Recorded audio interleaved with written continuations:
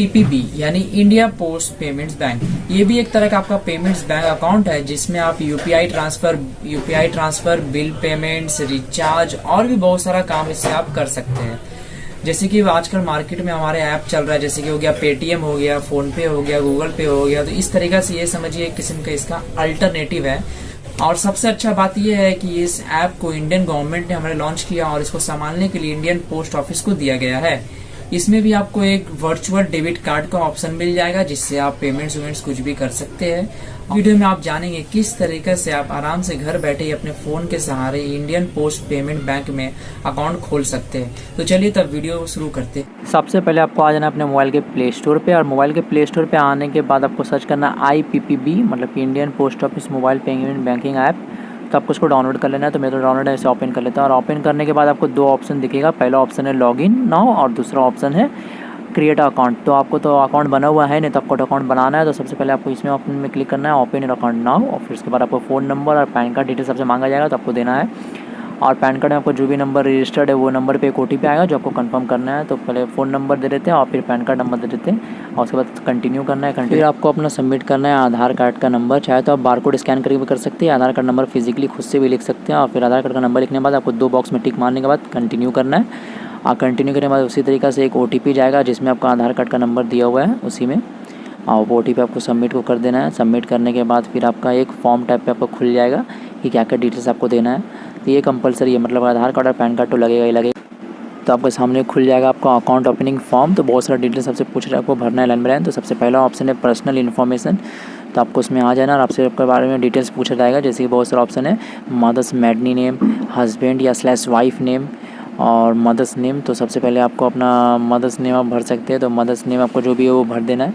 फिर father name आपको जो भी है वो भर देना है। और मदर्स मैडनी नेम, मतलब जो पहला ऑप्शन है वो ये होता है कि शादी से पहले आपका अम्मी का क्या नाम था। अगर नाम अलग है तो जो नाम पहले था वो भर दीजिए, या अगर सेम है तो वही को भी भर दीजिए। फिर अपना ईमेल एड्रेस दे दीजिए, और KYC आपको किस नाम पे चाहिए तो आपका अपना नाम लिख दीजिएगा। फिर उसके बाद आपको सेव मार देना है।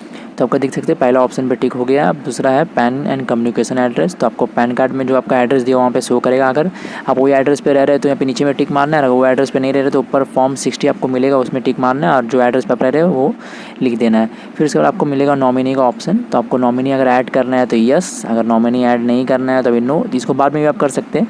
चलिए मैं इसे अभी करके दिखला देता हूँ आप लोग को। सबसे पहले जिसका नाम पे नॉमिनी देना है उसका नाम, और फिर उसका डेट ऑफ बर्थ। तो ईयर की जगह आप ईयर लिख लिया, और फिर मंथ की जगह मंथ लिख लिया। तो हम मुझे सिलेक्ट करना है जून, तो जून सेलेक्ट करते हैं। फिर डेट सेलेक्ट कर लेना है। उसके बाद आपको इसका रिलेशनशिप से क्या लगता है, मदर है, वाइफ है, हस्बैंड है, सन है, डॉटर, सिस्टर, बहुत सारा ऑप्शन है। और अगर कुछ नहीं लगता तो अदर आप लिख सकते हैं। और एड्रेस जो उसका है अगर सेम है तो आप बॉक्स में टिक कर दे, और अगर अलग है तो वो एड्रेस आप यहाँ पे लिख दे।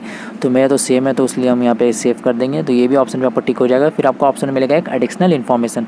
उसमें आपको पहले नेशनलिटी आपका इंडियन सिलेक्ट किया हुआ रहेगा, उसको आपको सिलेक्ट नहीं करना पड़ेगा। फिर आपका मार्शियल स्टेटस, इसका मतलब मैरिड अनमैरिड क्या है जो भी वो लिख देना है वहाँ पे। फिर आपका ऑक्यूपेशन क्या है वो लिख देना है। तो मैं तो स्टूडेंट हूँ इसलिए स्टूडेंट। और आपका उसके बाद लिखना है एनुअल इनकम। अगर आपका एनुअल इनकम कुछ नहीं कमाते आप तो वहाँ पे 0 लिख देंगे, और अगर कुछ कमाते हैं, जितना कमाते हैं तो उतना आप लिख दीजिएगा। उसके बाद एक आपको ऑप्शन मिलेगा, आपको सिलेक्ट करना है कि आपका ये क्या बोलते हैं एजुकेशनल क्वालिफ़िकेशन क्या है। तो आपको जो भी एजुकेशनल क्वालिफ़िकेशन है वो आपको वहाँ पे सिलेक्ट कर लेना है। और उसके बाद एक आपको नीचे ऑप्शन देखिएगा, अगर पॉलिटिकली आप एक्सपोज्ड है तो यस, नहीं है तो नो। उसके बाद फिर एक दूसरा ऑप्शन में क्लिक करना है जिसका नाम है अकाउंट इन्फॉर्मेशन। तो आपको जो अपना स्टेटमेंट है, मतलब एक किसी ने समझिए डेबिट क्रेडिट कितना हुआ है 1 साल में या 1 महीना में, तो वो आपको किस तरीके से चाहिए। तो आपको पोस्टल या आप सिलेक्ट कर सकते हैं ईमेल के जरिए।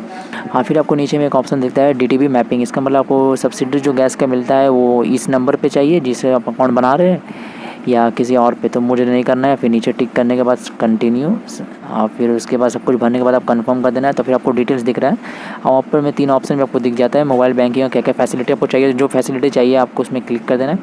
और एक बार आपको अच्छी तरीके से अपना डिटेल्स को आपको चेक कर लेना है। जब अपना डिटेल्स आप अच्छे तरीके से पूरा चेक कर ले तो फिर नीचे में आपको कंफर्म का ऑप्शन मिलेगा कि हाँ जो भी डिटेल्स मैंने दिया वो सही है। तो फिर कंफर्म कर लेना है। तो आपका अकाउंट बनने का प्रोसेस में चालू हो जाएगा। तो फिर आपका आधार कार्ड में जो नंबर है वो उसमें OTP गया होगा, उसको कंफर्म कर दिए यहाँ पे।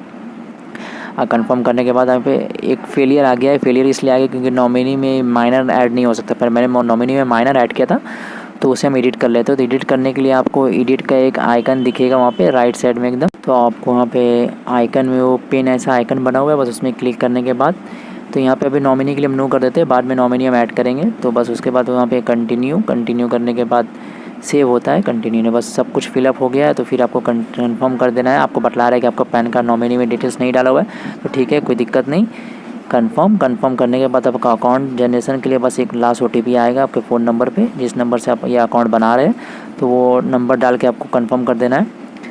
तो अगर आपने सब कुछ इस बार सही फिलअप किया है तो आपका अकाउंट क्रिएट हो जाएगा, और अगर कुछ गलती है तो आपको बतला दिया जाएगा क्या गलती है, फिर आप उसको ठीक कर सकते हैं। तो मुझे देख सकते हैं मैसेज आ गया है, मेरा ये कस्टमर ID और अकाउंट नंबर जो भी हो मोबाइल में मैसेज में मेल कर दिया गया है। आपको मेल भी कर दिया जाता है और आप मोबाइल का नंबर में सेंड भी कर देते हैं, यहाँ पे आप देख भी सकते हैं। तो मैंने तो इसे ब्लर किया हुआ है।